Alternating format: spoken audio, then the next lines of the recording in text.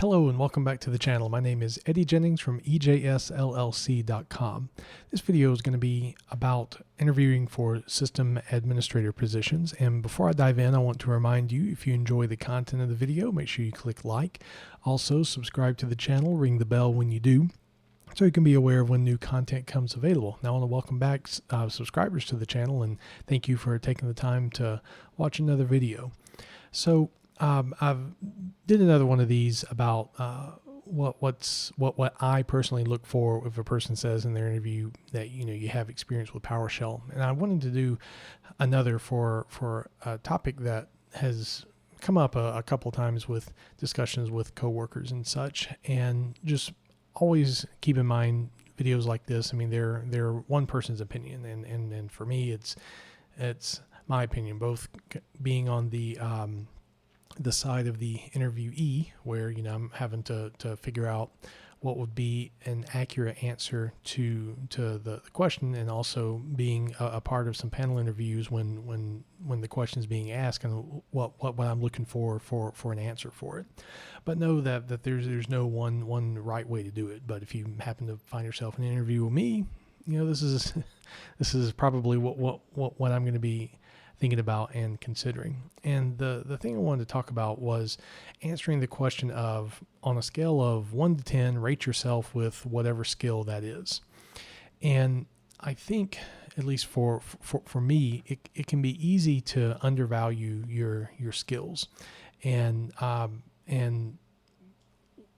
it's a bit of a gray area as far as, what do you mean by a 1? What do you mean by a 10?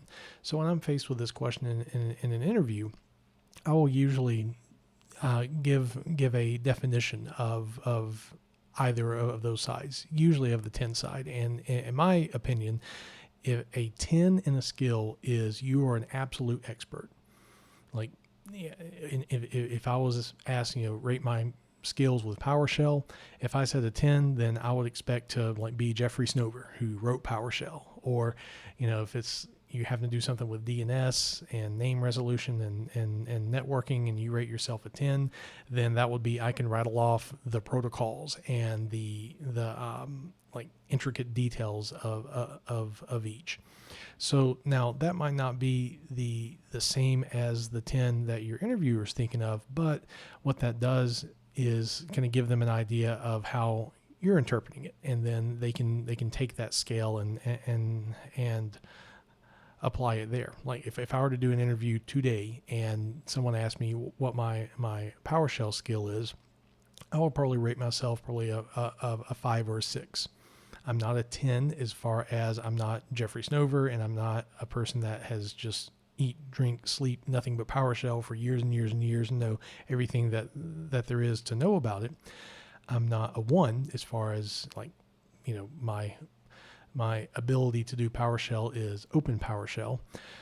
I would reserve, in my opinion, 7 through 9, 7 through 9 being a person that has decade plus more experience, has written advanced functions, has probably integrated some of the specific .NET things into your PowerShell scripts and such.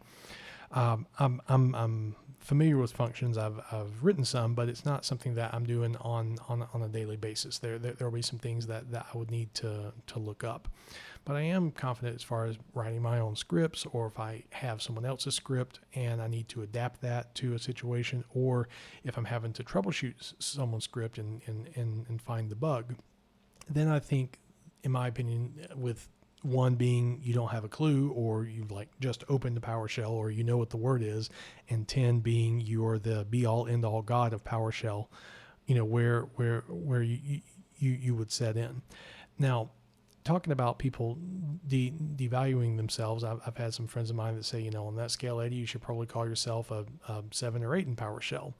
I don't necessarily agree with that, because again, if my 10 is you're the expert in PowerShell, I'm not there yet. I'm competent with it. I know my way around PowerShell. I can pretty much figure out, or have figured out all the problems that have come to me, either figured it out myself, or know the resources to go to get the answer. And I consider that kind of middle of the road maybe upper middle of the road on that scale of 1 to 10.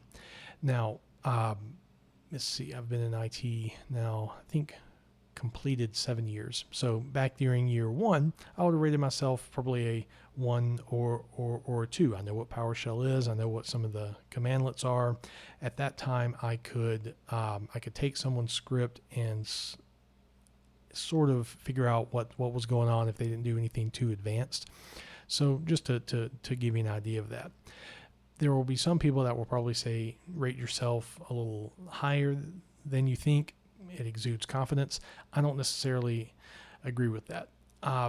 If I'm in the position of interviewing someone, I'm wanting the truth, because when I'm evaluating, I'm not like looking for a gotcha moment of, oh no, you don't actually know anything about this. It's, in my opinion, much more of, do you know the things you say you know, and would these things be valuable to the team or to the company or to the project or whatever it is I'm interviewing for.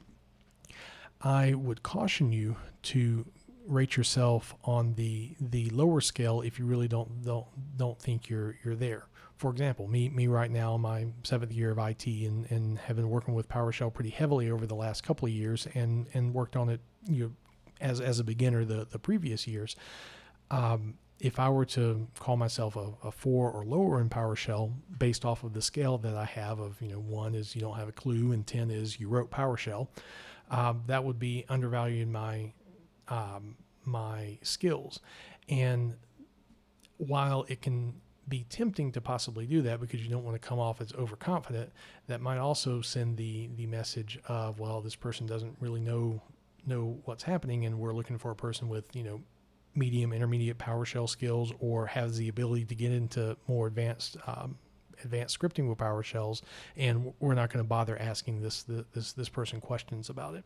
So I guess the TLDR version of this, which I suppose I should have put at the beginning, would be honest with how you rate yourself, whether it's PowerShell or any other particular skill, but something that can help guide your interviewer to knowing what quote honest is for that is giving them what you consider to be the range. And I would err on the side of giving them what the high end of the range is rather than the low end of the range. And I guess the reason behind that is more because it's, I don't know, I'm not sure if there's really any science to this, but I kind of think it accentuates the positive. Hey, we're talking about what the upper end of the scale is and then the lower end. And in reality, is it probably going to make a difference?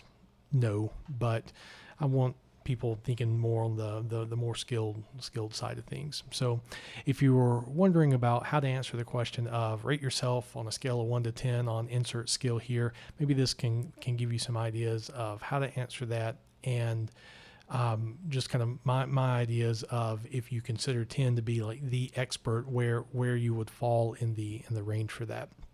As always, if you enjoyed the content of the video, make sure you click like and subscribe, and don't forget to ring the bell.